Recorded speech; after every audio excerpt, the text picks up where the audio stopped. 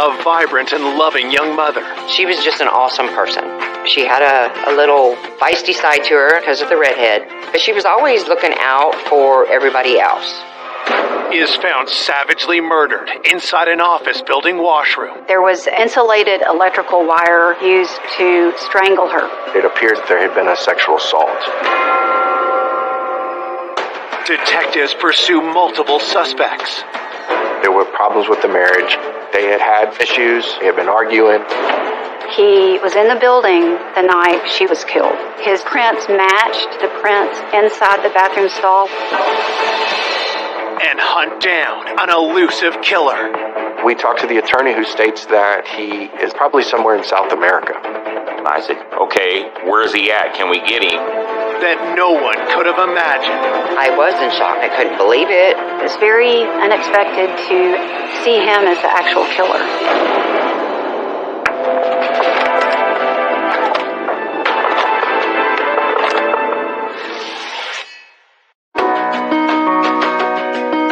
Known for its live music scene, Austin, Texas is also one of the safest big cities in the country.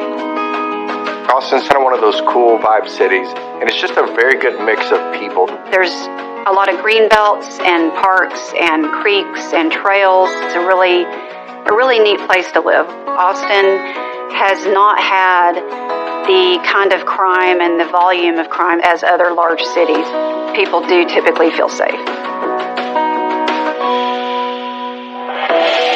But in 1983, the town is rocked when a local businessman makes a gruesome discovery. In the early morning hours of September 20th, 1983, the Austin Police Department received a 911 call. One of the tenants of an office complex had come in the morning and discovered things were out of place. There was a cleaning cart out in the hallway, so he went to try to find out if anyone else was still in the building. He did discover a deceased female in the upstairs men's restroom. The 911 caller did not know her name, but he recognized her as the woman who did clean the building. Police are dispatched to the scene. When we located the female victim in the men's restroom, she was positioned inside of the stall. She was undressed. There was insulated electrical wire that had small loops tied on the ends of them. Detectives believed that electrical wire was used to strangle her and be the cause of her death. It appeared, because she had no defensive wounds at all, that the killer came up from behind and surprised her. Everything in the crime scene suggested that this was a violent attack. There was wet toilet paper inside of her nose and her mouth. It stands to reason the killer put that in her mouth and her nose after he strangled her to ensure that she was good and dead. There was a bodily fluid and a clothing that made it appear as if she was dragged across the floor. Her clothes were scattered amongst the restroom, and it appeared that there had been a sexual assault. The victim was identified by an ID that was found inside of her purse. She was Lori Stout, a 22-year-old female from Austin.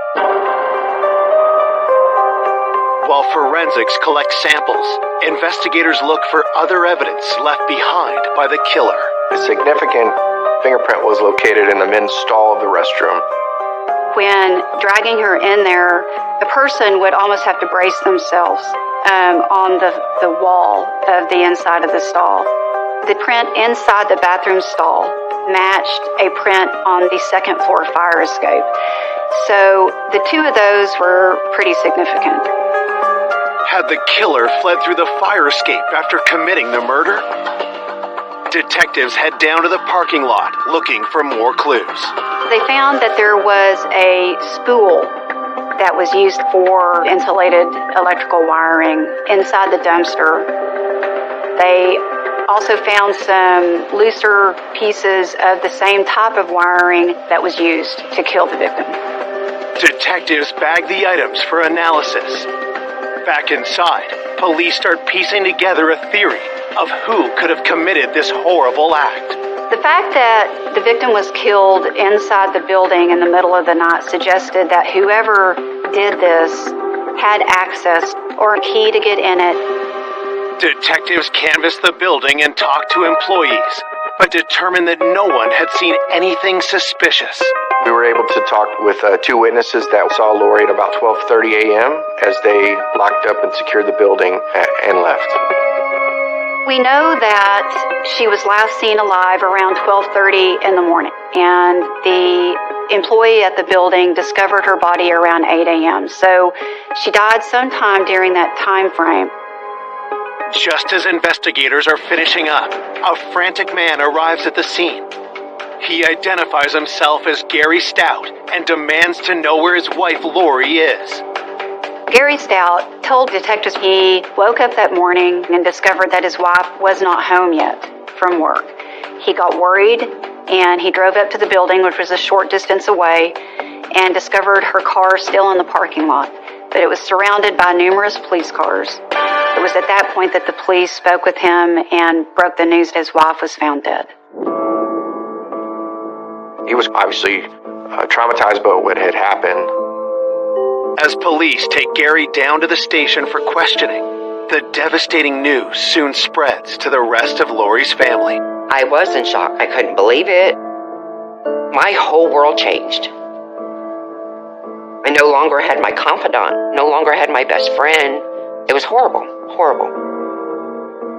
When we found out that Lori had been killed, it was a big impact. It was overwhelming. Born in Arlington, Virginia in 1960, Lori Coffey was a naturally warm and caring soul. Lori was the oldest of Laurie, myself, and TJ, but she was kind of the mother hen of us all. She had a little feisty side to her, and I think maybe because of the redhead, but she was always looking out for everybody else. She was just an awesome person. She really, truly was. Lori was the leader of us three musketeers, me, Beverly, and Lori. And she kept us going. After moving to Austin with her mother and siblings, in 1977, Lori met Gary Stout, who worked logistics for the military. It all flourished very fast. She was so giddy about Gary, and they fell in love. All in all, he just seemed like a good guy, so we were all, okay, so this is it. After a whirlwind courtship, Lori and Gary married the following year. 3 years later, Lori became pregnant. She was over the moon, very, very happy. I mean, that's what she wanted. She wanted to be married, start having a family, and she was on her way. But Lori is soon forced to face the harsh realities of military family life. Gary got orders to go to Belgium. She was very sad. Lori was sad that Gary was gone overseas, and here she was facing having a baby on her own at home. On January 26, 1982, while Gary is away, Lori gives birth to a baby girl. Lori had a really easy labor, and now we have this little baby, and of course she was ecstatic. I think that she very much enjoyed being a mother. I think that she experienced probably the happiest months of her life after I was born. In order to spend more time with his family, Gary left the military and took a job as a maintenance worker in the same building where Lori worked nights as a cleaner. She was very excited that he was coming home. That's all she wanted, just to be a mom and wife, homemaker. With her life finally on track, how did this loving young mother become the victim of a cold-blooded killer? As with any investigation, you have to look at those that are closest to the victim and those that have motive. As an employee of the building, a maintenance worker there, Gary had access. Down at the station, police questioned Gary about his marriage to Lori. When we asked him about any problems in their relationship, he quickly admitted that they had had issues, they had been arguing, and were unhappy. Detectives discovered that Lori actually went and stayed with her sister, Beverly, shortly before the murder happened because of a really big argument that she had with Gary. Things were not going all that well for her and Gary, and she was miserable. This definitely created a concern that there were problems with the marriage. So knowing that he has access and motive, it raises the level of suspicion that he could have been involved in this crime. Coming up, detectives uncover disturbing secrets. He wasn't happy in his relationship, and he admitted that he was looking at leaving her. Lori's family felt very strongly that he was the killer. Before a shocking tip takes police in a whole new direction. We received information from a female victim of a man that committed a similar attack against her. This is a big turning point in the investigation. Could this be a serial rapist? Could it be a serial murder? It has detectives risking it all to catch a killer. He knew it was going to have to be something big for us to find him. We were holding our breath. We weren't sure it was going to happen.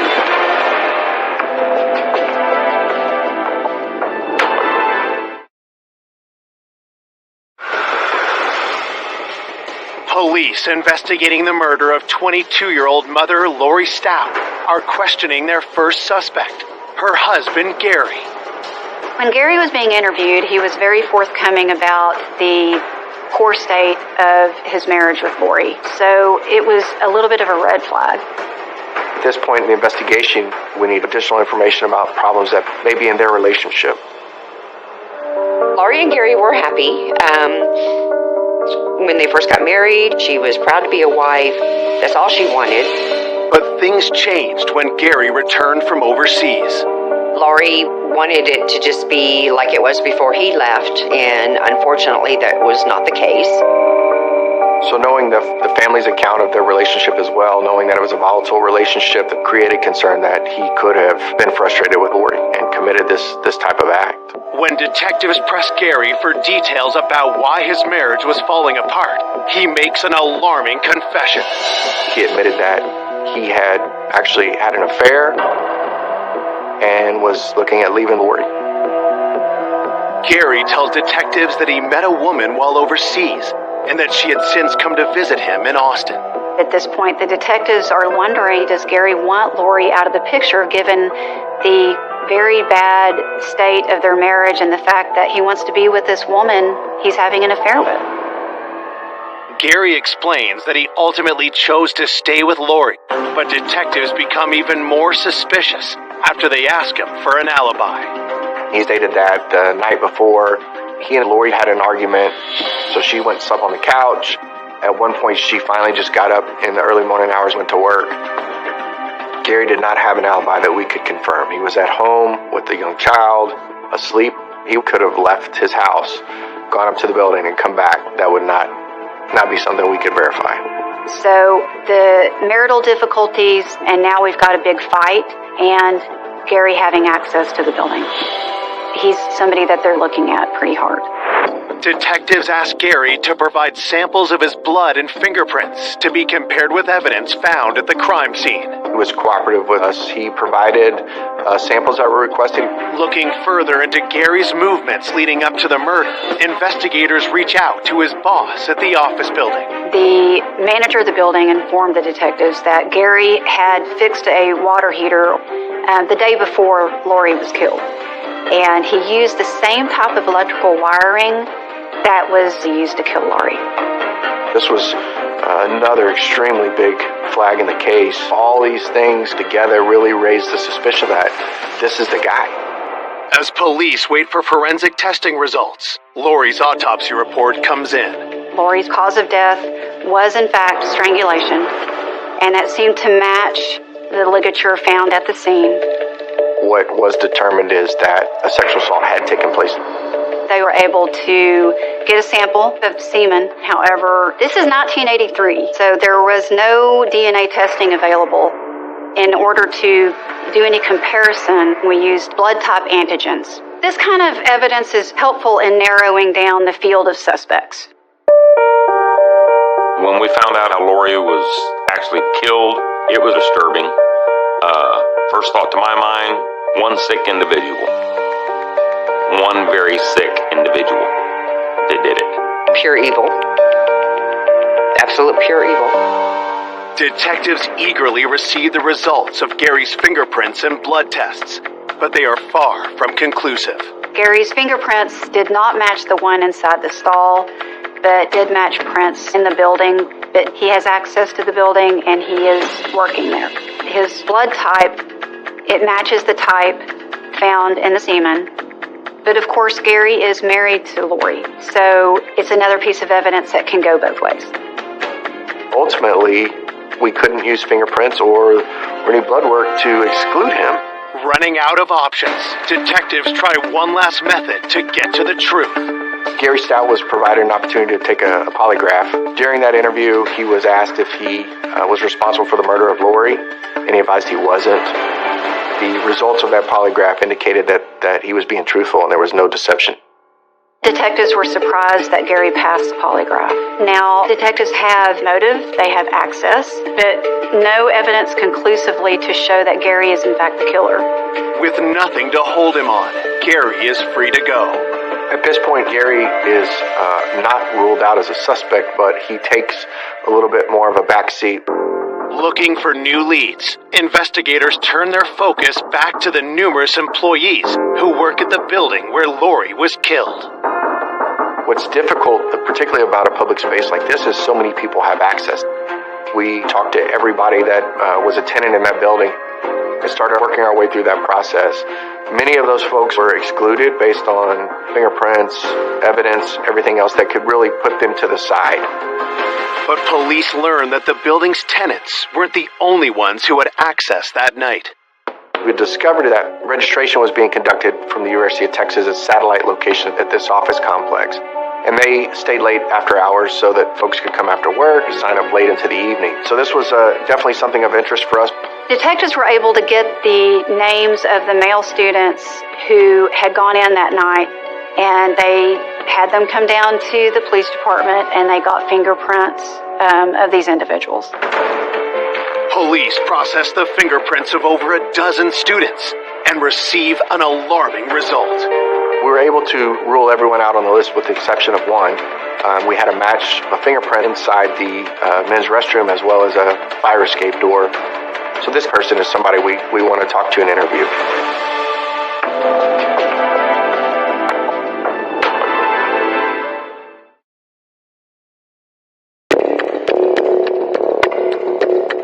Detectives investigating the brutal murder of Lori Stout have just matched a set of crime scene fingerprints with someone who was in the building that night.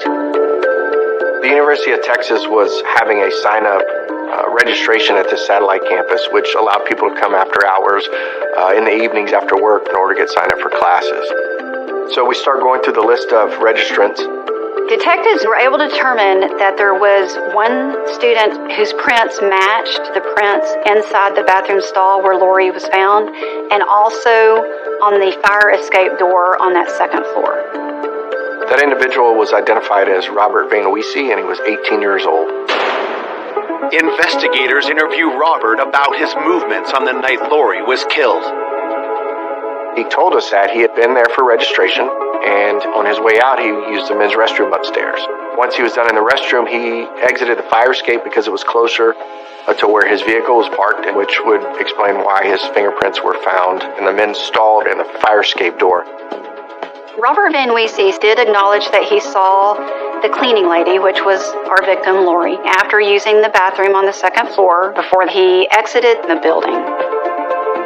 Robert tells detectives that he left the building at around 12:15 a.m. Before investigators look to verify his story, they ask Robert for a blood sample to compare to the semen found at the crime scene. Robert Van Weese was cooperative. He gave the blood sample at the time, and the detectives submitted it for testing. There is nothing that we discover on Robert Van Weese's criminal history or anything else that causes concern. It appears he's had no contact with law enforcement and no violent offenses in the past.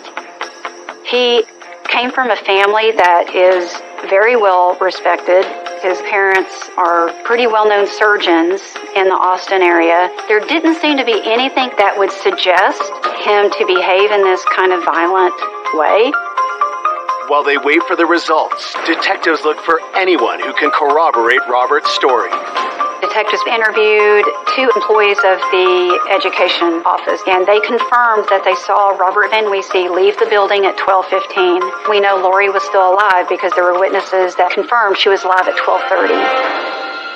With Robert looking less and less like a viable suspect, his blood test results come in. The analysis of the blood sample told us that Robert was not a match to the bodily fluids found at the crime scene. The discovery means there is no hard evidence against Robert, and they are forced to let him go. Robert Van Wiese was ruled out and eliminated as a suspect. With no new leads, the investigation falters. As weeks pass with no arrests, fear in the community grows. The nature of the crime had created a lot of panic for residents, particularly females. It was difficult because there was no resolution. It left a lot of fear in the community. The police felt pressure to find out who was responsible for Lori's death. I mean, this was a totally innocent mother, 22 years old, taken from her family in a very violent attack. The people in and around that area where she was killed, they were interested in knowing what was going on. It was tough on our family. It is very frustrating. There's somebody out there that has taken a life, and you want that person to be held accountable. Anytime there's a crime committed like this, there's an inherent pressure to solve it, to try to bring some closure and some comfort to the family and to the community. A person that could do something like this, that's not somebody that's going to stop at that one act. Typically speaking, that person is going to continue to hurt other people. We're always worried that, he can continue to commit these kind of acts until he's brought to justice. 1 month after Lori's murder, police receive a promising new lead. We received information from a female victim of a man that committed a similar attack against her. The victim was sexually assaulted and strangled, but she was able to get away. He mistakenly thought she was dead, and she was able to identify him. That person's name was Daryl Kemp. Daryl Kemp at that point was in prison, but he was not in prison at the time that Lori was killed. And so we started looking into this. We evaluated the information and started to determine if this could potentially be a suspect in this case. Police dig into Daryl Kemp's background and discover a disturbing pattern. It's determined that Daryl Kemp committed an attack in 1960, similar, where the victim was sexually assaulted and strangled. He was convicted for the rape and murder of a woman named Marjorie Hipperson in California. He did receive the death penalty for that. But later on, the death penalty got overturned. Ultimately, he was released and paroled in 1978. That's when Daryl Kemp moved to Austin. His MO matched. He's killed in this fashion before, and he was in Austin at the time. So this is going to be somebody that detectives look at pretty intently. Could this be a serial rapist? Could it be a serial murder? We had questions that we needed to get answers to.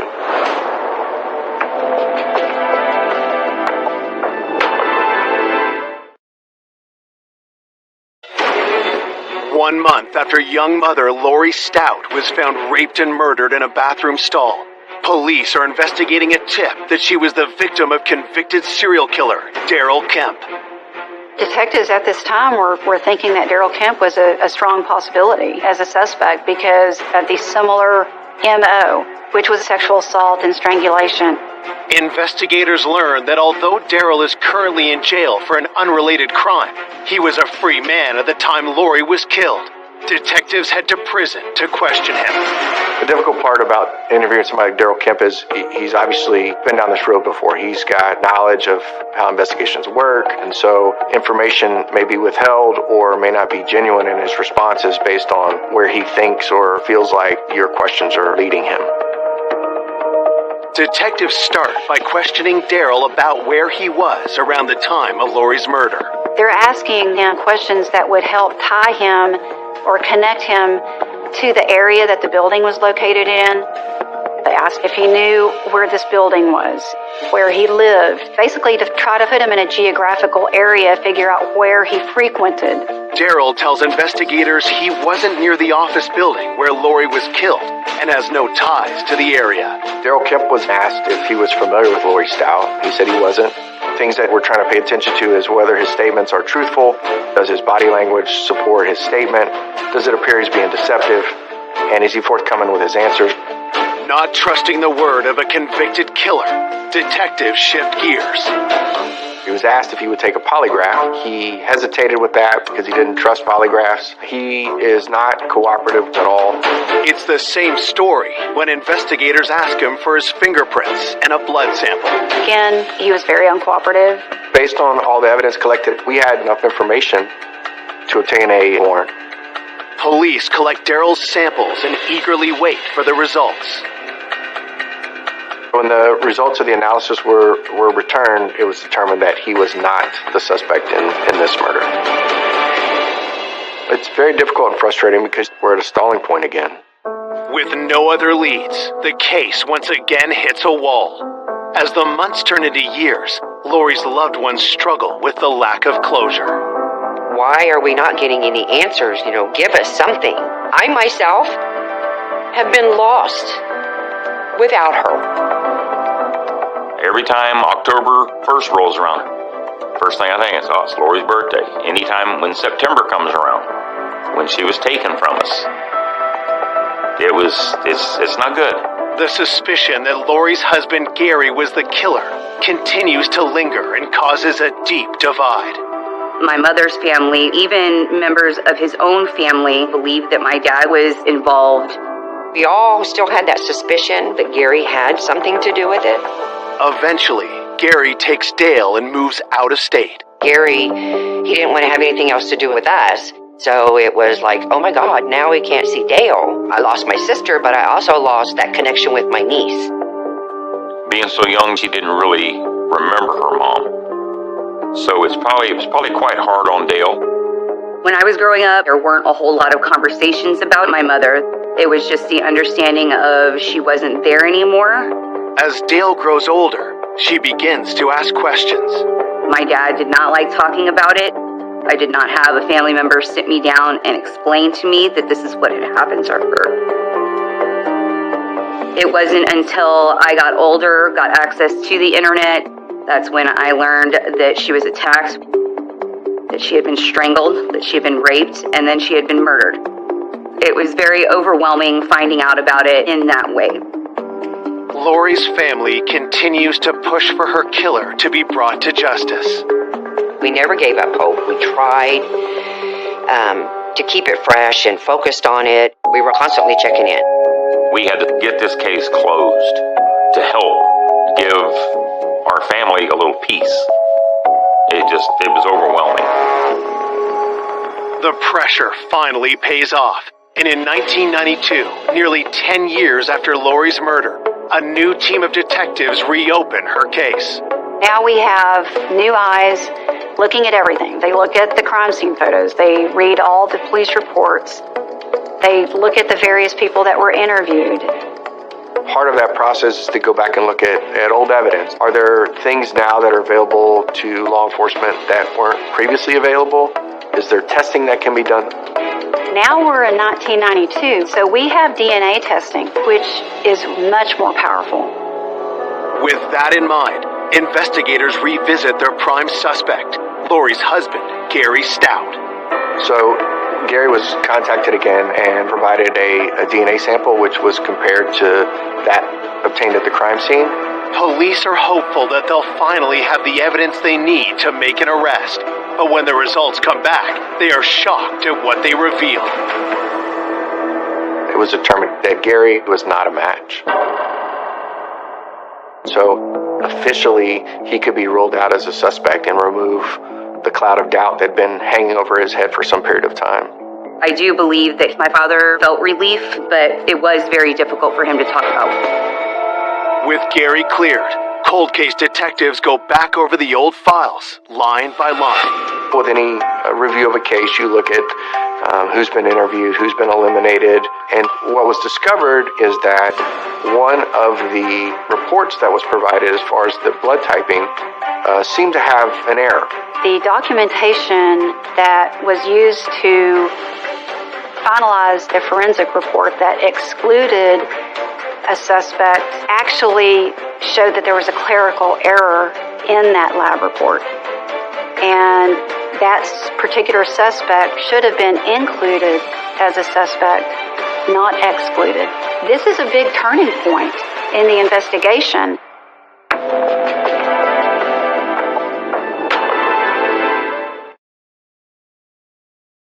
10 years after wife and mother Lori Stout was savagely murdered, cold case detectives have unearthed a stunning error in the results of a blood test that means a previously cleared suspect might not be innocent after all.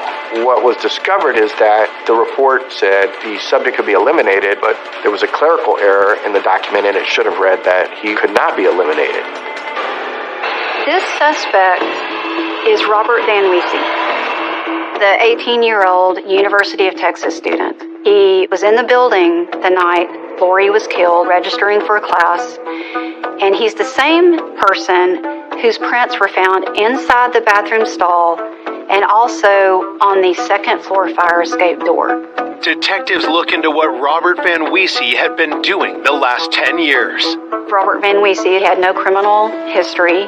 Here we have this 18-year-old college student coming from a well-to-do family, parents who are professionals, seemed to have a very normal, happy upbringing. He was cooperative. So that all combined with the report that we received, naturally excluded him as a suspect. Could 18-year-old Robert really have committed such a brutal crime? In talking with witnesses, Robert Van Wiese is seen about 12:15 a.m. and leaving at about 12:30. They see Lori in the building by herself. Detectives re-examine the fingerprints he left at the crime scene and notice something troubling. What they discover is that his story of exiting the building through that second floor fire escape door would naturally support fingerprints being left on the inside of that door, as if you're pushing it open to leave. But some prints of his are found on a door handle on the exterior of the door, as if you're opening it to enter the building. What this told us is that he had obviously left the building, but he had also come back in. He would have been able to re-enter it through that same door if he had propped it open with something. The discoveries mean investigators need to talk to Robert, but there's a problem. We try to locate Robert Van Wiese, but we're not able to. We reach out to family members who are not cooperative. They provide an attorney's contact. We talk to the attorney who states that Robert Van Wiese is probably somewhere in South America. All evidence up to that point showed he was in the Austin area, and then he likely finds out that he, once again, is a suspect, and now we have DNA testing capability, so he flees. Fearing Robert has left the country, detectives scramble to find him. They interview dozens of his friends and family members, but no one is willing to cooperate. Before they can launch an all-out search, detectives still need more proof that Robert's the killer. So they come up with a plan to obtain his DNA. With Robert Van Wiese having fled, we cannot get a sample from him, but what we are able to do is get what's called YSTR testing accomplished. And that's familial DNA, and it's specific to the Y chromosome that all brothers and fathers would share. So since Robert Van Wiese has brothers in the Austin area, that's something we can actually test. In order to obtain the sample, detectives conducted surveillance with family members, and at one point they observed one of the brothers discard a trash and retrieve it. Trash is not something you need to get a search warrant for because it's what's deemed abandoned. So detectives take specific items that would gather DNA evidence, like razor blades and toothpicks, and they conduct YSTR testing. When the DNA tests come back, the results are conclusive. And lo and behold, it's a match. Finally, we're able to make a direct connection with Robert Van Wiese to the DNA found at the crime scene. It was surprising to know that a young male coming from the background that he did had the ability to do this at such a young age. There were no red flags with him. And so it was very unexpected to see him as the actual killer. We finally had a name. I just totally broke down. And so you're trying to wrap your head around, how can an 18-year-old do something like this?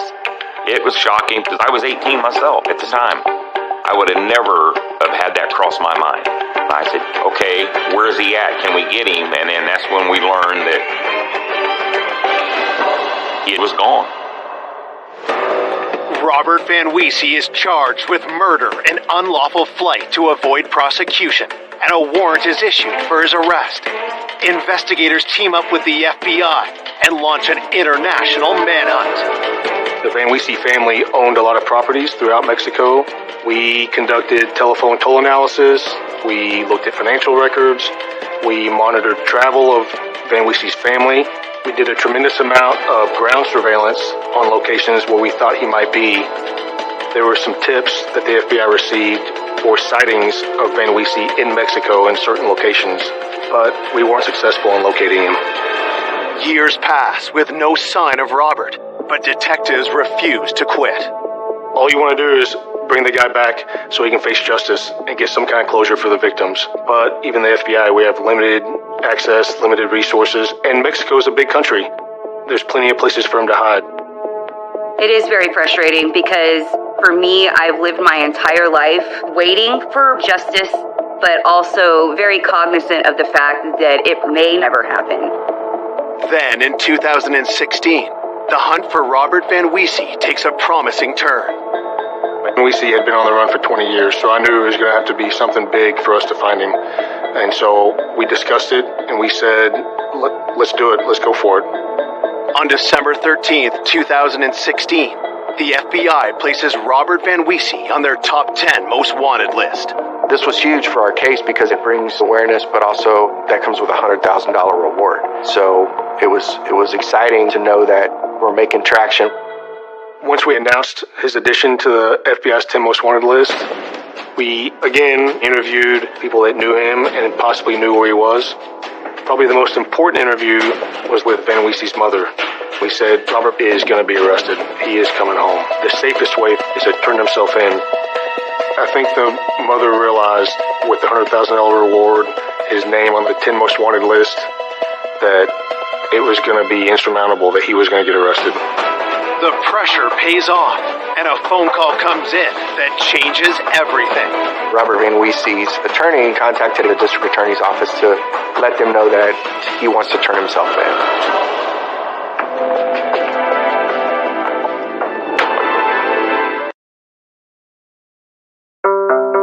33 years after the murder of Lori Stout, her elusive killer, Robert Van Wiese, is ready to return to the U.S. to face justice. Robert Van Wiese's lawyer contacted the district attorney's office and started to inquire about possible surrender with a plea bargain agreement. Typically speaking, when someone is a fugitive, we do not negotiate. The circumstances in this situation are quite unique. Mexico will not agree to extradite to Texas if the death penalty is on the table. So we will not get him in our hands if he's arrested in Mexico unless we agree to not have death penalty on the table. Wanting a swift resolution, the district attorney negotiates a deal. Van Wiese would agree to turn himself in, and they agreed to 30 years in prison. On January 26, 2017, police head to the Mexican border to meet Robert. The plan was for him to surrender, but we were holding our breath. We weren't sure it was going to happen. We're anxious that this is finally going to take place, but until we have Robert Van Wiese in physical custody, we can't let our guard down. The arrangement was that he would meet us at the halfway point on the pedestrian bridge. There's a line in the middle. On one side says Mexico, on the other side says United States. He was to meet us there at 1 o'clock. He didn't show up. As the minutes tick by, investigators start to worry they've been duped. We had assurances from the attorney that he would show up, but at any point during that time, he could have turned around and changed his mind, and there was nothing we could have done. At 1:36 p.m., a lone figure approaches the border. He walked up very slowly, stopped at the line. He introduced himself as Robert Van Wiese, and I said to him, "You ready to turn yourself in?" took a deep breath. He closed his eyes. He said, yes. I said, step on across. And he took one step over and he was arrested.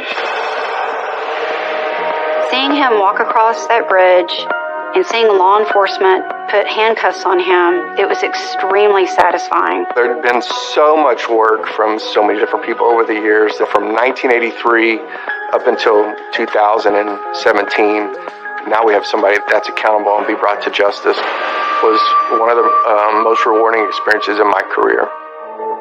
I sent the picture to Dale and let her know we got him. And I get a text back that it apparently was Dale's birthday. So it was pretty emotional. She showed me a photo of Van Weese being escorted into custody. It's kind of hard to believe that after all of these years that it would be that day of all days that he would turn himself in. It was, and it still is surreal that it finally did happen. I mean, it just emotions everywhere. I just can't, it's finally over. It's finally over. Finally over. The plea deal means Robert does not have to speak to investigators, leaving them to piece together how they believe the murder unfolded. He showed up that night to register for classes. He sees Lori as she's cleaning. It's possible that Robert Van Weese and Lori Stout had an interaction as he passed her. Maybe she spoke to him. He goes to the bathroom, develops his plan on coming back in. He's opportunistic, and the opportunity rose, and he left through that fire escape door on the second floor, propped it open. And once the other workers had all left, I think he came back in. When he came back in, he would have passed in the parking lot the dumpster that had some leftover electrical wiring that Gary Stout had used that day for the hot water heater, and grabbed it and went upstairs and then attacked her, raped her, and killed her. Lori was killed in probably one of the most personal, violent ways that someone can be killed. Robert Van Weese is an extremely cold and calculating person. On March 28, 2017, Robert pleads guilty to Lori's murder and is sentenced to 30 years in prison. Lori's sister, Beverly, is there to deliver an emotional impact statement. I looked him right in the eye and told him what he had taken from our family and what it had done. And, I just told him I hope he rots in hell and gets to feel some of that terror that my sister felt that night. I know in my heart he is where he needs to be. I think Lori's family felt a sense of relief, a sense of closure that maybe now, at least my hope for them now with that is that they could at least start to heal. Him being arrested and incarcerated does bring closure. I think that that's what everybody dreams about when a crime like this happens to one of their family members. Still see Lori's face quite often. She was a hoot. Lori was a hoot. I miss her dearly. I do believe that my life would have been very different if she would have lived. And I know that she would have done anything to make sure that I had what I needed. I still think of Lori every day, every single day. There were a lot of good times, good memories with Lori, and I just wish we would have had more.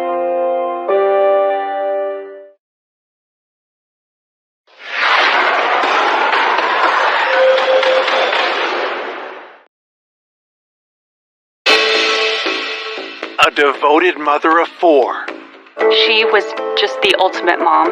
She always wanted the best for all of us. Vanishes without a trace. There was just no explanation for why she would be gone. I knew something was terribly, terribly wrong. Investigators are sent down a rabbit hole of suspects.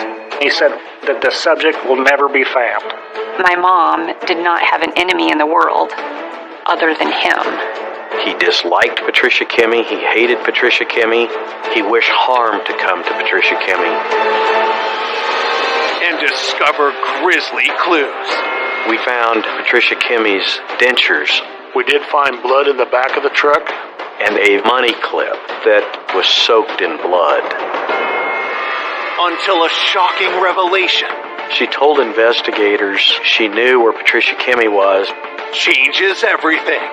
We were shocked. That's one of the most evil things you can do.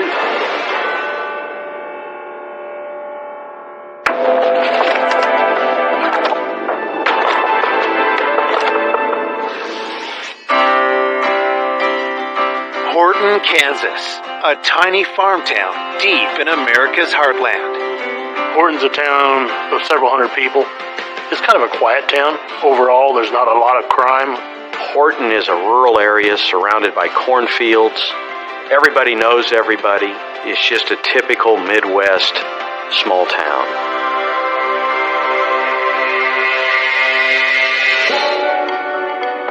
One fall day in 2009 turns into a nightmare when a daughter and son learn their mother, Pat Kimmey, has gone missing.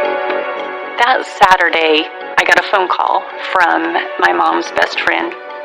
And when I answered it, she said that she was concerned about my mom because they were supposed to go on a shopping trip that day, and my mom had actually never answered her calls. I knew that was very strange. I jumped in my truck and went out there to my mom's house. Her jacket was in the kitchen. Her purse was sitting there, and her phone. Everything was there but her. Very quickly after, my brother Tony arrived and said, "You need to call the sheriff. This is not right." Mom, she did not go anywhere without her cell phone. It was in her pocket 24/7. So that was an immediate flag right there that something was wrong. I can't explain the fear over that because there was just no explanation for why she would be gone. Alarmed, Rita and Tony call 911. A sergeant arrives at the house at 9:45 a.m. He immediately notices troubling signs. On the front porch, there was a wooden gate that went across this staircase, and this gate had been broken in half and had been pushed off the porch. I noticed that the door was standing open, but the deadbolt lock was out. A rug in the front door foyer was messed up as well, and it appeared to me that maybe there was some type of struggle. I immediately treated it as a crime scene. Investigators head to the scene in search of clues as to what could have happened to Pat Kimmey. The house was well arranged. There was no sign of really anything inside the house that had been disturbed. There was a computer that had been left on. The investigators were able to tell from looking at the computer the time of the last keystroke. It was like 7:01 the night before was the last stroke on the computer. So we believe she was on the computer when maybe there was a knock on the door. Detectives look for clues outside the home. We found Patricia Kimmey's car and car keys were at the home. Obviously, she did not leave with her own vehicle, so she must have left with somebody else. We also discovered several droplets of blood on the gravel rock portion of the driveway. After we looked at all the stuff, the door and the broken gate, the blood in the driveway, our thought process was she's been kidnapped. At that point, we still were considering it a missing person. Maybe she was taken by force. Police break the hard news to the family that they believe Pat has been kidnapped or possibly even a victim of foul play. We had hope we're going to find her. But when they found the blood, it was just, your heart sank. Who took her out of her home and what did they want with her? And I just leaned over and said, "Rita, do you think she's coming back?" And Rita got tears in her eyes and said, "No, I don't believe she is." Born in Kansas in 1951, Pat's youth was full of joy. She was a very big farm girl at heart. She grew up on a farm. She loved animals and always wanted to be a veterinarian. In her late teens, Pat fell in love. My mom met my father, Eugene Kimmey, in high school, so they started dating. Nobody loved him like she did. In 1971, Pat and Eugene got married. Eugene ran the Kimmy sawmill he had inherited, while Pat was a devoted stay-at-home mom to their 4 kids. There wasn't anything that meant more to her than her family. She was just the ultimate mom. She always wanted the best for all of us. As the years passed, cracks started to appear in Pat and Eugene's marriage, and the relationship crumbled. Eugene was very controlling. To him, she couldn't do anything right. He didn't want her going anywhere. He wanted her to stay at home. In 2008, the couple called it quits. Following the divorce, I could see a difference in my mom. And I think there was a sigh of relief to her that she could finally live life freely instead of being under the thumb of Eugene. Now, all that is left is a trail of blood and a list of unanswered questions. As news of her disappearance spreads, the community unites in their search for Pat. We got as many people together as possible. We lined up and we started walking, looking for any signs of Pat. Pat was very well loved in the community. It was obvious from the support that the community gave us. Hundreds of people came out, 50 feet apart, spread, walking through the fields. It gave you chills to see something like that. While the search continues, detectives ask Pat's kids if there was anyone who might have wanted to hurt their mom. Reed and I both looked at each other and then looked back at him, and I said, Eugene Kimmy is the only one we know of. My mom did not have an enemy in the world other than him. As investigators learn more about Eugene, a disturbing picture begins to emerge. He was often drunk. A lot of times he was very argumentative, and his drinking was never under control. The descriptions I received from everyone was that he drank too much, that he was just a very unpleasant person. My mom found out that Eugene had cheated on her, and that was something that truly broke her heart.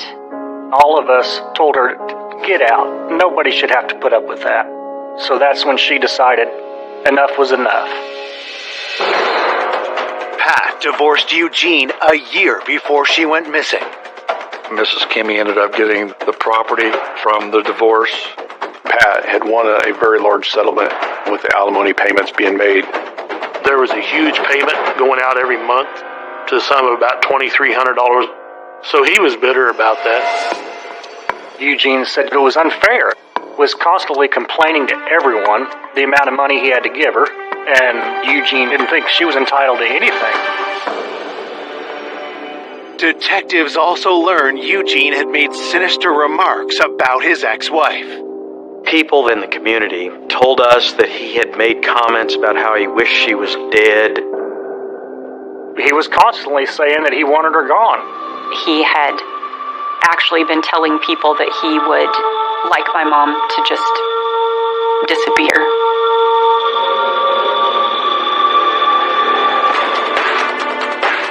Was Eugene so enraged at the divorce that he followed through on his threats?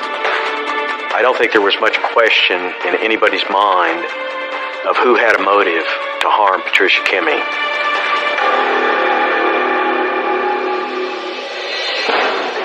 Coming up, investigators uncover a web of alarming secrets and lies. You could tell that the woman was filled with guilt. He lied in every interview. Why did he do this if he wasn't involved in this case? His story, it changed every time. While family descend into despair. We were all very fearful at that point. I knew it was not going to turn out good.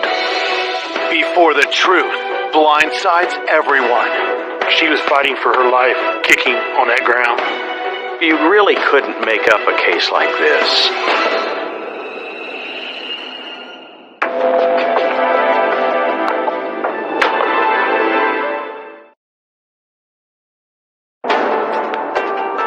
It's been 24 hours since Pat Kimmy has mysteriously disappeared from her home in Horton, Kansas, and the signs point to foul play. Police already have their first suspect, Pat's ex-husband, Eugene Kimmy. He was upset about the divorce settlement, and he made it very clear that he disliked Patricia Kimmy. He hated Patricia Kimmy. He wished harm to come to Patricia Kimmy. And he would tell that to anybody that would listen to him. Had Eugene finally made good on his threats? Detectives question him at the Kimmy sawmill. Eugene Kimmy denied that he was involved with Patricia's disappearance. He said, yes, I'm upset after the divorce, but he says, I would never harm her. Evidence at the crime scene indicates Pat was abducted around 7 p.m. So investigators ask Eugene where he was during that time. He said he went to sell logs that day. He came home, he ate supper alone, and then later on he turned a movie on TV and watched it until he fell asleep. And so he really had no one that was with him at any time during that period that could vouch for him. Unable to rule Eugene out, police obtain a warrant and search his home and sawmill, but find no evidence to tie him to Pat's disappearance. We had nothing concrete to put him anywhere near the scene. There was no evidence of anything to put Eugene at Miss Kimmy's house that night. Eugene Kimmy is put on the back burner. As the search for Pat continues, a telling discovery is made about a quarter mile from her house. One of our deputies located a camouflage baseball cap. It was just out among the weeds, and it seemed out of place. It had a writing on the front that said Sailor's Insurance Company. I instructed him to photograph it and collect it as evidence. Knowing there had been heavy winds in the area overnight, investigators expand their search and find more evidence just a half-mile west. They find a money clip that had some U.S. currency attached to it, and that currency was soaked in blood.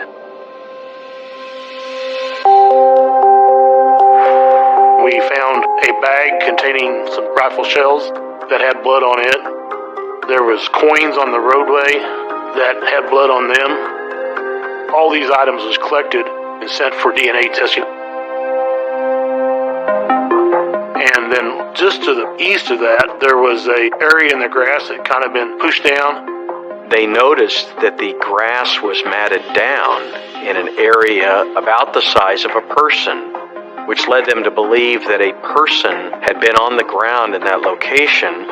And then as they examined that closer, they began to find blood drops. That was when they knew we have a second crime scene. Because of the blood on the money clip, the blood on the coins, the activity in the grass that had blood on it, we knew something significant happened at that scene. I and Larry both thought, this is not good. We were hoping to find her, but I just knew this is not going to have a good resolution. Police unearthed one more chilling piece of evidence down the road. Law enforcement called me telling me, we just found Patricia Kimmy's dentures. And I was asking them, well, how in the world do you know they're Patricia Kimmy's dentures? And they said, because her name is printed on the inside of them. And it clearly was her dentures. I don't think anybody doubted that there had been foul play. When we found the dentures with her name on them, we all thought that, yeah, this is probably a homicide now. The grisly discovery forces Pat's family to face a grim reality. We knew that she had been there and that something really awful had happened to her. My heart just sunk because then I knew something was terribly, terribly wrong. While the roadside evidence leads back to Pat, nothing points to a killer until an officer sees something close by. There was a receipt found. The receipt had a date and time stamp on it. It was dated November the 6th, the night of Patricia's disappearance. It was from Walmart store in Hiawatha. We was able to go up and track down who the person was that done this transaction. Police bring the customer, a local teen, down to the station. We asked him what he was doing in the area, and he said he went out there with his girlfriend. They were sitting there under the stars, had a cooler, left the area, forgot to put the cooler in the vehicle. And he had returned to that location to retrieve his cooler. He was able to then describe seeing a very unique vehicle in the area that was stopped along the side of the road in the vicinity of Mrs. Kimmy's home. And that vehicle was unique because it was a red pickup truck that had dual wheels on the back.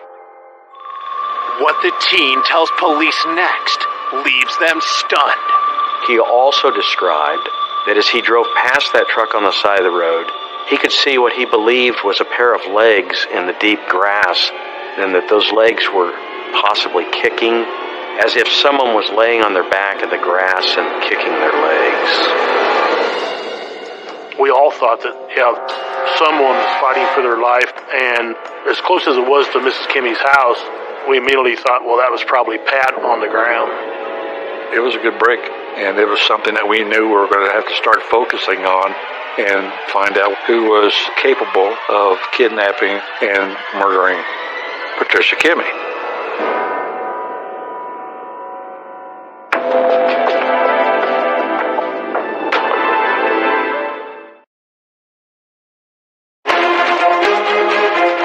Investigators working the no-body homicide of mother of four, Pat Kimmy, have found a witness who might have seen a roadside attack the night Pat disappeared.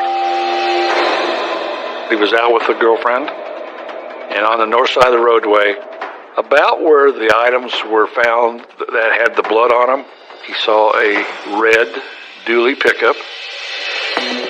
He said that there was someone on the ground kicking.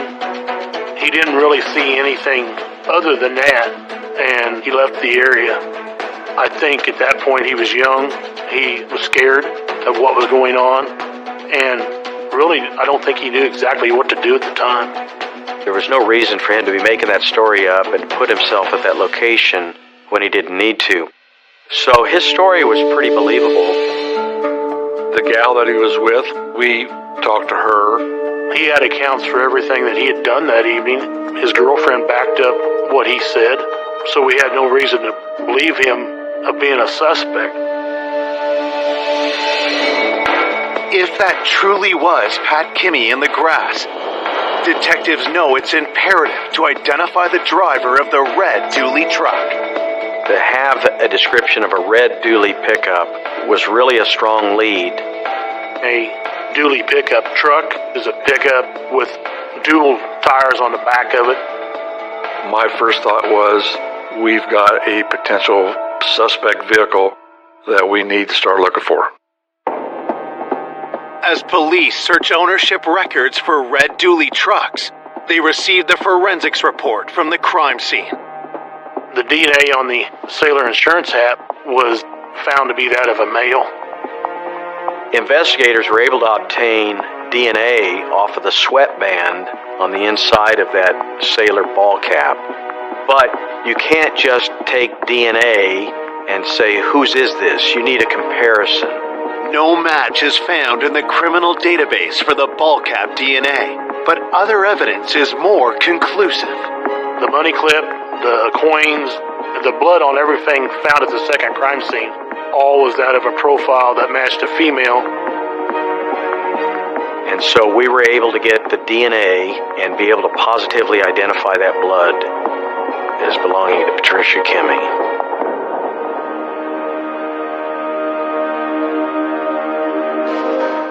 While the results are encouraging, detectives still don't have a body or a primary suspect.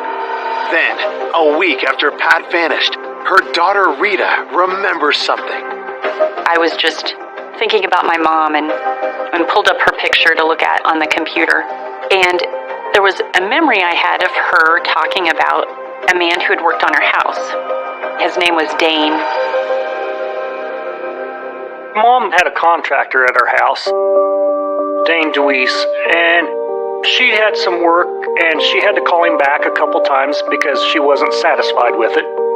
Pat had a contractor from Abilene, Kansas come up and do some work on her fireplace, and she had some disagreements with the contractor that something wasn't correct. So I got to thinking about that and pulled him up on the computer, and he had a police record. So that was very concerning. Just thinking about the fact that he had been around her, he had access to her home. And what really raised a flag with him is when we found out he drove a red pickup. Well, we're on to something now. Could Pat and Dane have gotten into an argument about his work, causing him to violently lash out at her? Rita alerts police about Dane, and they immediately bring him in for an interview. He was very cooperative, told us that yes, he has a red dually pickup. He told us that he had done some work for Patricia Kimmy's house. He was honest in telling us that she was not happy with some of the work. He volunteered to come back and fix those items, which he did, and had thought he had settled everything with her. He thought Pat was a very good person to work for. He said he got it corrected, and Pat was very appreciative that he got it corrected, and he said that he thought that everything was okay between him and Pat, and that he would never harm Pat. Mr. DeWeese did not really have an alibi. He had nothing to back up his whereabouts for the night before. He told the investigators he was at home alone, but he didn't have anybody that could vouch for that. And he quickly became our prime suspect. He allowed us to search the truck, which we did. When investigators search Dane's truck, they make a disturbing discovery. We did find blood in the back of the truck. We were a little alarmed when we saw the blood in the back of Mr. DeWeese's truck. Could it be Pat Kimmy's blood? And could this be the evidence that blows the case wide open? This looked like a very serious matter and indicated that he perhaps was the person involved. And the blood in the back of the truck really made it suspicious.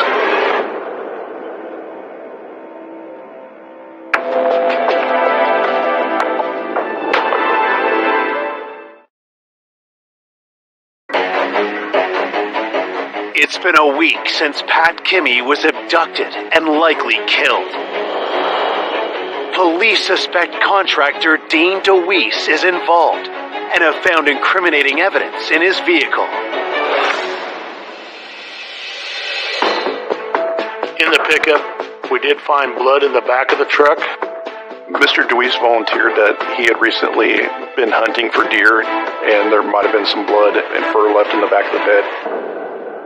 We took samples from the truck of the blood to confirm his story. Detectives rushed the samples for DNA analysis. They were able to determine the blood actually was from a deer, and it was not human blood. After that, we searched down everything we could for DeWeese and never could find out any information that he was even in the area of Pat Kimmy. So we had to eliminate him. It was hard to take at the time. We really thought we were onto something with the dually pickup, but there wasn't enough to go forward with. It was very disappointing. Right back to square one we go. With no new suspects, investigators focus on finding the owner of the red truck and the Sailor insurance hat found on the side of the road. We talked to the Sailor Insurance Company to get a list of people that would potentially have access to a Sailor hat. Investigators were able to get a customer list and find a list of possibilities of a red dually pickup insured by Sailor Insurance. Detectives asked Pat's family if they recognize anyone on the list. They had us go down through the list, and Roger Hollister's name stuck out. He's bought lumber at the sawmill before. They said Roger Hollister had done business with Eugene Kimmy, and that Roger Hollister drove a red dually pickup.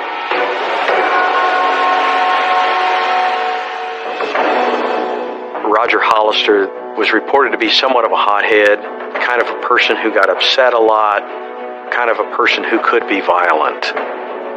He was not well liked, not a nice guy, and it was a major red flag for us.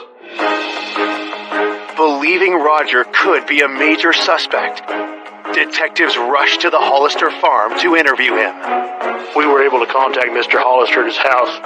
He was wearing a neck brace. He was walking with a cane.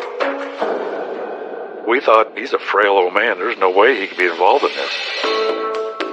Roger Hollister told investigators that he knew Eugene Kimmey, had taken logs over to be processed at the sawmill. But he had never been to Pat's house. He didn't know Pat. He denied any knowledge at all of the disappearance of Patricia Kimmey. Detectives asked Roger about the ball cap and the dually truck. Roger was very cooperative. He said that he did have a Sailor insurance kit, but it got tore up by his dog. And he said, yes, I had a red dually pickup, but he told us he sold that truck to a guy by the name of Rick for $2,000 before Pat disappeared. Investigators asked Roger to account for his movements the night Pat was abducted. He said that he'd been at his home the whole night. His wife left late evening hours and drove to Kansas City to be with her daughter. And he was home alone the whole time. Even though Roger had owned both a Sailor insurance hat and a dually truck, detectives don't believe he's their guy. We did have some doubt that Mr. Hollister could have been the person that done this because he had a neck brace on. He could barely walk. And they said he appears to be so physically challenged, we don't think that he would really even be capable of dragging someone out of their home and hurting them. At that point, we didn't think that Mr. Hollister could have been involved in this case. Detectives dismiss Roger Hollister as a suspect. A month has passed since anyone last saw Pat alive, and investigators are no closer to locating her killer or her body. There was a lot of pressure to find Patricia Kimmey. The investigative team wanted to find her. The family wanted to find her. The whole community wanted to find her and get justice for Patricia Kimmey. It was getting frustrating, thinking that we might never find her, never get this case solved. 2 months into the case, police catch a break when Pat's son Tony and nephew DJ show up to the police station with shocking new information. They told us that Roger Hollister went over to the Kimmey sawmill and he wants to talk to Eugene, but Eugene wasn't there. The employee at the sawmill, DJ Kimmey, told the investigators that Roger said to him, "Tell Eugene I'm here to collect. I want my money." And DJ says, "I don't have your money. I don't know what you're talking about." And Roger then said he had taken care of it in reference to my mom. And he said, well, I'm just here to recoup my money, that I took care of the subject. And he also stated that the subject will never be found. It was a major break in the case. We were on to something now.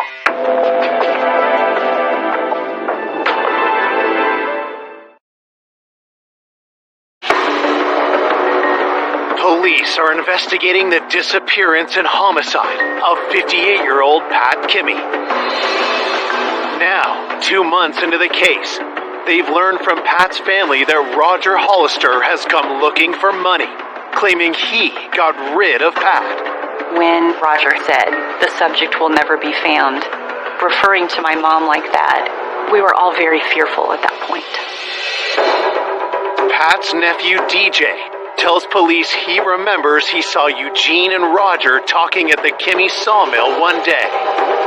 We believe that maybe Eugene was drinking, did not like the situation he was in with his wife, and maybe he made a comment to Roger, said he wanted to do away with his wife. As we confirmed, there was numerous comments made to numerous people to that effect. He didn't like the divorce settlement, lost land, he was making alimony payments. That's a strong motive for murder. So our thought process was maybe he was drunk, and maybe Eugene told Roger, I'd pay somebody to get rid of my wife. Despite having previously ruled Eugene out, police circle back and check his finances for any evidence of a payout. Law enforcement went through Eugene's bank records, and there was no activity on his checking account. We saw no indication that money was actually paid out. We executed a search warrant on the sawmill of Eugene Kimmy, but we really didn't find anything that would substantiate Eugene's involvement in the case. Undeterred, detectives focus on tracking down the red dually truck Roger had once owned. Initially told us that he sold that truck to a guy by the name of Rick for $2,000. We searched the VIN number for a pickup belonging to Roger Hollister, but it was not put in the name of anybody by the name of Rick. And we found out that the truck was actually sold to a dealership in Tecumseh, Nebraska. Investigators learned that Roger bought the truck back from the dealership 12 days after Pat went missing. He lied about his truck being sold. Why did he do this if he wasn't involved in this case? When police bring Roger to the station for another interview, they cannot believe their eyes. He was not the same person as he had been. The first interview with Roger, he wore the neck brace, he walked with a cane. But now, he comes through that door like there was nothing wrong with him whatsoever. We were very shocked. I don't think anything at all was wrong with Roger Hollister. I think he just was using that as a front for everything that was going on. Anytime a suspect is untruthful with you, that just makes them look all the more suspicious. Roger tells police he went to the sawmill to buy lumber and denies speaking to Eugene or DJ about Pat or any money. But when pressed about the truck, his story changes. Roger said that he'd sold it to a group of Mexicans that were passing through the area. He did not know their names or anything about them. That sounded fabricated. His story, it changed every time. With suspicion growing, detectives ask Roger for a DNA sample. When the results come back, the news is conclusive. We found out that the DNA on the Sailor insurance hat belongs to Roger Hollister. That was a very big moment, because now we know that he was at that crime scene. Because his DNA is found there, we knew he was involved. Detectives now have enough probable cause to serve a search warrant on Roger's farm. We took a track hoe out there, and we was able to pick things up, dig around. And what was found was parts of the truck. A lot of the stuff had been buried, and it's been burned pretty severely. And of course, we couldn't get DNA because of the fire. And the VIN number matched Roger Hollister's truck. It was then obvious that Roger Hollister had destroyed that truck and was attempting to conceal it. At that point, we had what we thought was a very good circumstantial case against Roger Hollister. We searched the property, but we still didn't have a body of Patricia Kimmy. Our prosecutor kept saying, we need a body. Then, a few weeks after finding the truck, investigators get some alarming news. I received a phone call from investigators who said, "You're never going to believe this. Roger Hollister and Rebecca Hollister were just involved in a vehicle accident." The investigators said that the vehicle had turned in front of a semi-tanker and hit head-on. Rebecca was seriously injured to the point that she had to have surgery. Roger, who was the driver of the vehicle, didn't sustain any real serious injuries. And if the truck driver hadn't paid attention, there's probably a good chance they would have both been killed. Detectives rush to the hospital to speak with the Hollisters. And Roger's wife, Rebecca, tells them she believes her husband was trying to kill them both. Why is he trying to commit suicide? Why is he trying to kill Rebecca in the car? I think that the walls were closing in, and Roger knew it. Roger knew we were closing in on him. There was an arrest warrant issued for Roger Hollister for attempted murder on Rebecca, and he was charged for that. Now in custody, Roger says he wants to tell police what really happened to Pat Kimmy. He said that he was with Eugene when the kidnapping occurred. He said, yes, his truck was used in the crime, but Eugene forced him to go. He said that he just drove Eugene Kimmy and that Eugene Kimmy killed Patricia. And so is Eugene still involved somehow? We don't know for sure. Detectives bring Eugene in for another interview. He admitted that he did not like the situation he was in with his wife, but he says, I would never harm her or kill her. Eugene says, oh yeah, I may have mentioned that I would like to see her dead, but I didn't offer money to Roger to kill her. Eugene Kimmy did not deny that he'd made those remarks, but that he had said it more in anger, just a person running their mouth that's upset with their ex-spouse. Detectives have no solid proof Eugene was with Roger that night, or that any money ever changed hands. As a result, we were never able to tie Eugene Kimmy into the murder, never had sufficient evidence to charge Eugene Kimmy. Police release Eugene. Then, 6 months after Pat's disappearance, Rebecca Hollister asked to meet investigators. She was very upset. You could tell that the woman was filled with guilt. She told investigators that she knew where Patricia Kimmy was, and she wanted to take them to the body.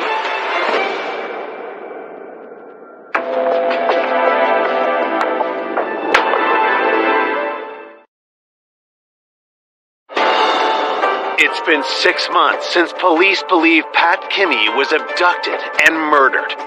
Now their prime suspect's wife, Rebecca Hollister, is at the station and wanting to talk. She told investigators that she knew where the body was, and she told them that the body was at their farm.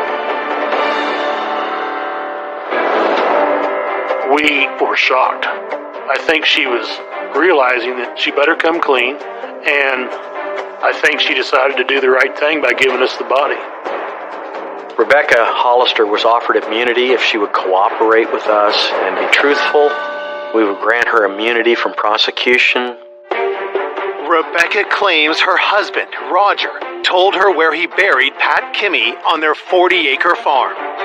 She took us to the property, and she says, I think she's down there, and points towards a ditch. And sure enough, exposed to everybody was about a 6 to 7 inch section of spine. We found a piece of the vertebrae with some ribs attached, and we found another short piece of the ribs. The body was burnt, the body was cut up, the body was crushed. I mean, he destroyed her body. And lucky enough, we found enough of the remains to identify her that we knew we had Patricia Kimmy. One of the officers told me that her body had been dismembered and burned, and that was very hard, one of the hardest days. When we recovered the body, I felt we had a very strong case. I felt we had the right man. I felt we had the evidence to convict him. On June 4th, 2010, Roger Hollister is charged with first-degree murder. At the trial, prosecutors present a picture of what they believe happened to Pat the night she was murdered. Roger went to her house, got her to open that door, and when she did, Roger pushed through, was able to grab Patricia, subdue her, and take her out to that truck.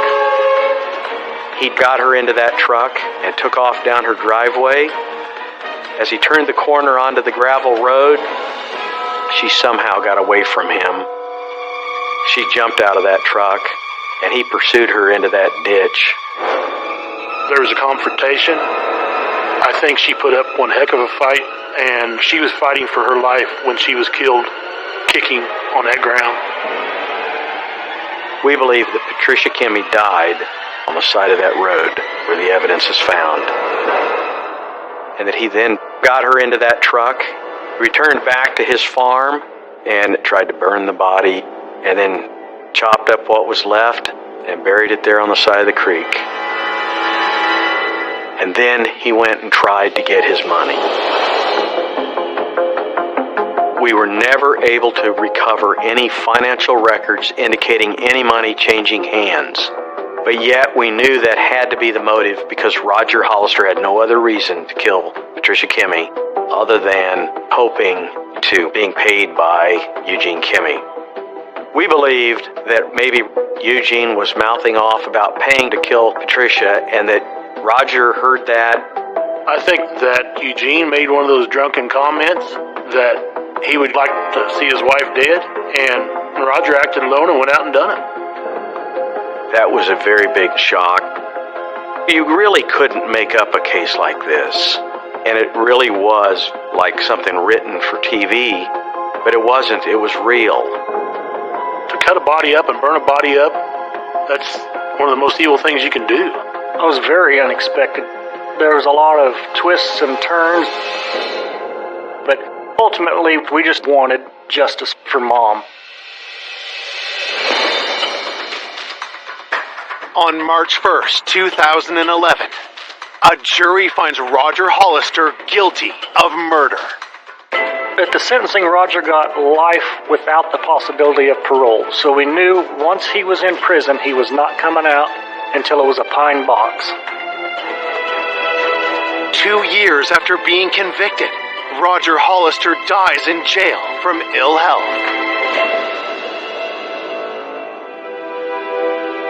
You know, I don't know if that will ever seem fair that he spent such a short time in prison.